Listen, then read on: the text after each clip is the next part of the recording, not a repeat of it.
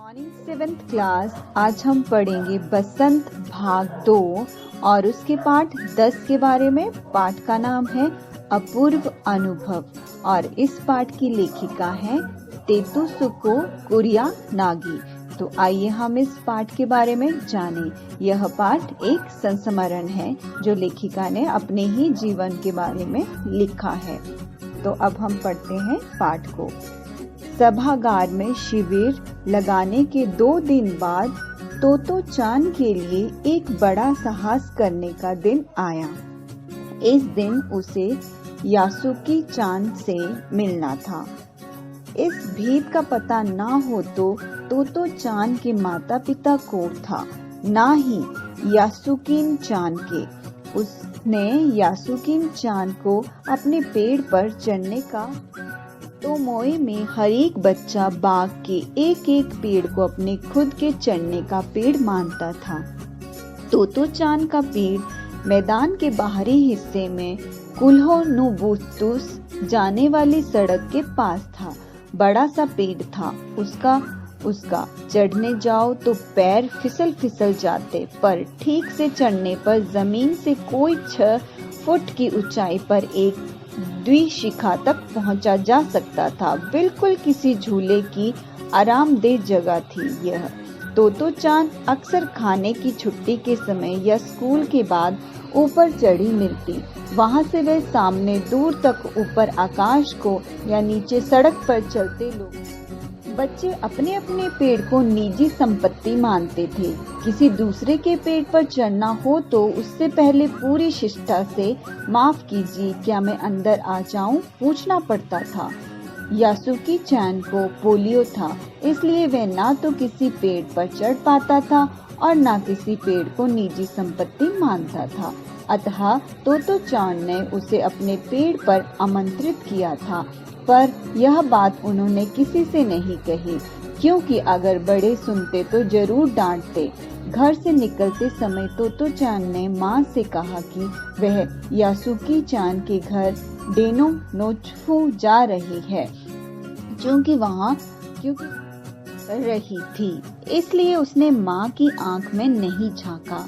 वह अपनी नजरें जूतों के फीतों पर ही गड़ाए रही। रॉकी उसके पीछे पीछे स्टेशन तक आया। रॉकी उसका कुत्ता था। जाने से पहले उसे सच बताए बिना तोतो चान से रहा नहीं गया। मैं यासुकी चान को अपने पेड़ पर चढ़ने देने वाली हूँ, उसने बताया। तब तोतो चान स्कूल पहुँची तो रेल पास उसके गले के आसपास हवा में उड़ रहा था। यासुकी चान उसे मैदान गर्मी की छुट्टियों के कारण सब सूना पड़ा था। यासुकी चान उसे कुल जमा 1 ही वर्ष बड़ा था, पर तोतो चान को वह अपने से बहुत बड़ा लगता था।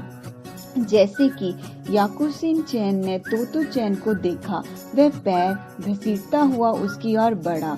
उसके हाथ अपनी चाल को स्थिर करने के लिए दोनों ओर फैले हुए थे। तोतो चान उत्तेजित थी। वे दोनों आज कुछ ऐसा करने वाले थे जिसका भेद किसी को भी पता ना था। वे उल्लास में ठिठिया कर हंसने लगी। तोतो चान यासुकी चान को अपने पेड़ की ओर ले गई और उसके बाद वे तुरंत चौकीदार के छप्पर की ओर भागी, जैसे उसने रात को ही तय कर लिया था। वहां से वे एक सीढ़ी घसीटती हुई लाई, उसे तने के सहारे ऐसे लगाया जिससे वे द्विशिखा तक पहुंच जाए। वह कुर्सी के ऊपर चढ़ी और सीढ़ी के तब उसने पुकारा, ठीक है, अब ऊपर चढ़ने की कोशिश करो। यासुकी चान के हाथ पैर इतने कमजोर थे कि वह पहली सीढ़ी भी बिना सहारे के चढ़ नहीं पाया। इस पर तोतो चान नीचे उतर आई और यासुकी चान को पीछे से धकेलने लगी। तब तोतो चान थी छोटी और नाजुक सी, इससे अधिक सहायता क्या करती। यासुकी चान ने अपना पैर सीढ़ी पर से हटा लिया और हताश से सिर झुकाकर खड़ा हो गया। तोतो चान को पहली बार लगा कि काम उतना आसान नहीं जितना वे सोच बैठे। यासुकी चान उसके पेड़ पर चढ़े, यह उसकी हार्दिक इच्छा थी। यासुकी चान चान का मन में भी उत्साह था। वह उसके सामने गई। उसका लटका चेहरा इतना उदास था कि तोतो चान को उसे हंसाने के लिए गाल फुलाकर तरह तरह के चेहरे बनाने पड़े। ठहरो, एक बात झूली है। वह फिर चौकीदार के छप्पर की ओर दौड़ी और हर एक चीज उलट पुलट कर देखने लगी। आखिर उसे एक तिपाई सीढ़ी मिली जिसे थामे रहना भी जरूरी नहीं था। वह तिपाई सीढ़ी को घसीट कर ले आई तो अपनी शक्ति पर हैरान होने लगी। तिपाई की ऊंचाई सीढ़ी द्विशिखा। देखो, अब डरना मत, उसने बड़ी बहन की सी आवाज में कहा। ये डगमगाएगी नहीं। यासुकी चान ने घबराकर तिमाई सीढ़ी और पसीने से तरबदर तोतो चान की ओर देखा। उसे भी काफी पसीना आ रहा था। उसने पेड़ की ओर देखा और तब निश्चय के साथ पाँव उठाकर पहली सीढ़ी पर रखा। उन दोनों को ये बिल्कुल भी पता ना चला कि कितना समय यासुकी चान को ऊपर तक सूरज का ताप उन पर पड़ रहा था, पर दोनों का ध्यान यासुकी चान के ऊपर तक पहुंचने में रमा था। तोतो चान नीचे से अपना एक एक पैर सीढ़ी पर धरने में मदद कर रही थी। अपने सिर से वह उसके पिछले हिस्से को भी स्थिर कर रही थी। यासुकी चान पूरी शक्ति के साथ जूझ रहा था और आखिर वह ऊपर पहुंच गया।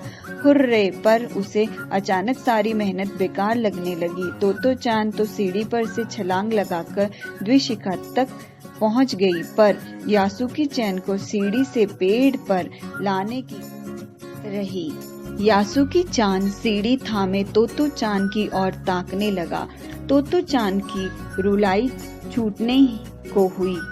उसने चाहा था कि यासुकी चान को अपने पेड़ पर आमंत्रित कर तमाम नई नई चीजें दिखाए, पर वह रोई नहीं। उसे डर था कि उसके रोने पर यासुकी चान भी रो पड़ेगा। उसने यासुकी चान का पोलियो से चिपकी और अकड़ी उंगली वाला हाथ अपने हाथ में थाम लिया। उसके खुद के हाथ से वह बहुत बड़ा था, उंगलियां भी लंबी थी। देर तक तोतो चान उसका हाथ थामे रही, तब बोली, तुम लेट जाओ, मैं तुम्हें पेड़ पर खींचने की कोशिश करती हूँ। उसमें द्विशाखा पर खड़ी तोतो चान द्वारा यासुकी की और खींचते अगर कोई बड़ा देखता तो वह जरूर डर के मारे चीख उठता। उसे वे सच में जोखिम उठाते ही दिखाई देते। पर यासुकी चान को तोतो चान पर पूरा भरोसा था और वह खुद भी यासुकी चान के लिए भारी खतरा उठा रही थी।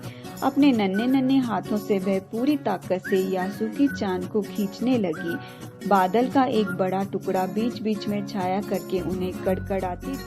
काफी मेहनत के बाद दोनों आमने सामने पेड़ की द्विशिखा पर थे। पसीने से तरबदर अपने बालों को चेहरे पर से हटाते हुए तोतो चान ने सम्मान से झुककर कहा, मेरे पेड़ पर तुम्हारा स्वागत है। यासुकी चान डार के सहारे खड़ा था। कुछ झिझकता हुआ वह मुस्कुराया। तब उसने पूछा, क्या मैं अंदर आ सकता हूँ? उस दिन यासुकी चान ने दुनिया की एक नई झलक देखी जिसे उसने पहले कभी न देखा था। तो ऐसा होता है पेड़ पर चढ़ना। यासुकी चान वे बड़ी देर तक पेड़ पर बैठे बैठे इधर उधर की गप्पे लड़ाते रहे। मेरी बहन अमेरिका में है, उसने बताया कि वहाँ एक चीज होती है, टेलीविजन। यासुकी चान उमंग से भरा बता रहा था। वे कहती है कि जब वे जापान में आ जाएगा तो हम घर बैठे बैठे ही सुमो कुश्ती देख सकेंगे। वह कहती है कि टेलीविजन एक डिब्बे जैसा होता है। तोतो चान उस समय ये तो ना समझ पाई कि यासुकी चान के लिए जो कहीं भी दूर तक चल नहीं सकता था को देख लेने के क्या अर्थ होंगे। वह तो ये भी सोचती रही कि सुमो पहलवान घर में रखे किसी डिब्बे में कैसे समा जाएंगे। उनका आकार तो बड़ा होता है, पर बात उसे बड़ी लुभावनी लगी। उन दिनों टेलीविजन के बारे में कोई नहीं जानता था। पहले यासुकी चान ने ही तोतो चान को उसके बारे में बताया था। पेड़ मानो गीत गा रहे थे और दोनों बेहद खुश थे। यासुकी चान के लिए पेड़ पर चढ़ने का ये पहला और अंतिम मौका था।